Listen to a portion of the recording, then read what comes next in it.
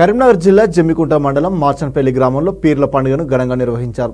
9 రోజుల పాటు చుట్టుపక్కల గ్రామాల ప్రజలు కుల మతాలకు అతీతంగా భక్తి శ్రద్ధలతో మొక్కులు తీర్చుకున్నారు. ఈ సందర్భంగా డప్పు చప్పుల మధ్య ఘనంగా పీర్లను ఊరేగించారు. ఊరేగింపులో మహమ్మద్ షరీఫ్, మహమ్మద్ అస్లం, మహమ్మద్ రఫీ, సముద్రాల ముగిలి, సముద్రాల ఆనంద్ గ్రామస్తులు పాల్గొన్నారు.